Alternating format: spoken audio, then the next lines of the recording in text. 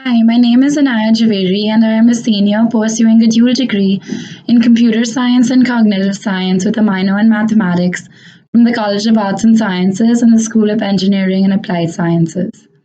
The idea of indexing and sharing information across the world has always fascinated me and has been the central theme upon which I have sought opportunities both on and off campus.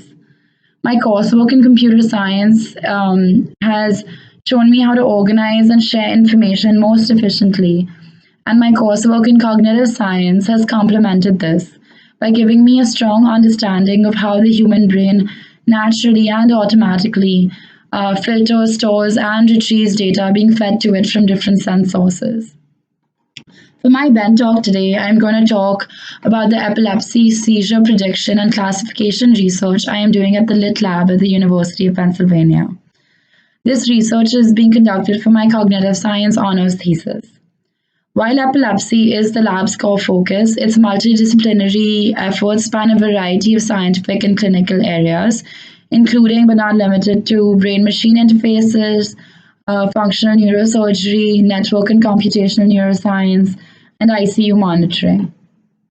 The objective of my research is to develop a method for learning and clustering important features of seizure events in epilepsy patients using an unsupervised machine learning approach. This is all given an array of implanted electrodes and a set of candidate quantitative features computed at each contact location in the patient's brain. My method employs a recurrent neural network autoencoder, or an RNNAE architecture for short, for learning and clustering intracranial electrocardiography data, or IEEG data, to reproduce features that are most important for detecting seizure events.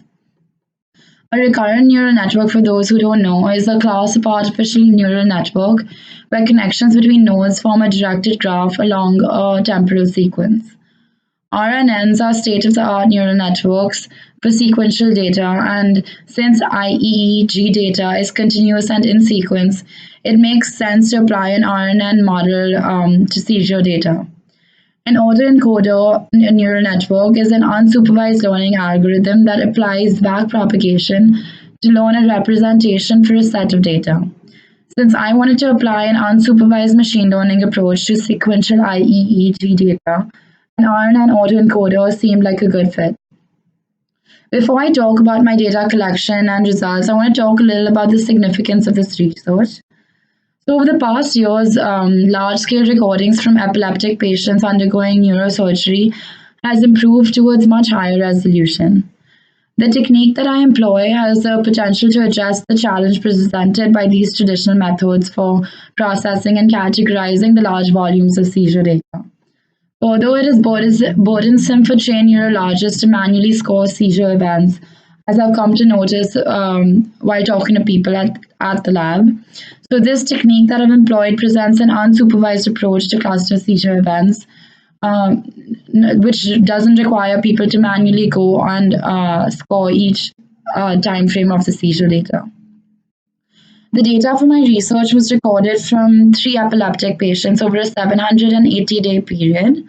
Initial seizure and interrectal data were used for training and validation, and the remaining IEEG data were used for testing. My results employ two data reduction techniques, the details of which aren't very important, but for those interested, the two techniques employed are principal component analysis, or PCA, and T-distributed stochastic neighbor embedding, or TSNE, of the latent layer, which shows that there is a natural clustering for classifying seizure events. That is, my results show that the latent space of the neural network exhibits structure.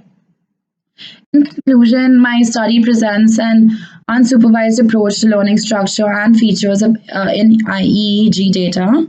The RNN autoencoder architecture is designed to adapt to individual patients with a wide variety of implanted electrodes and seizure types. This individual adaptability component is important because different patients get onsets of seizures for differing reasons.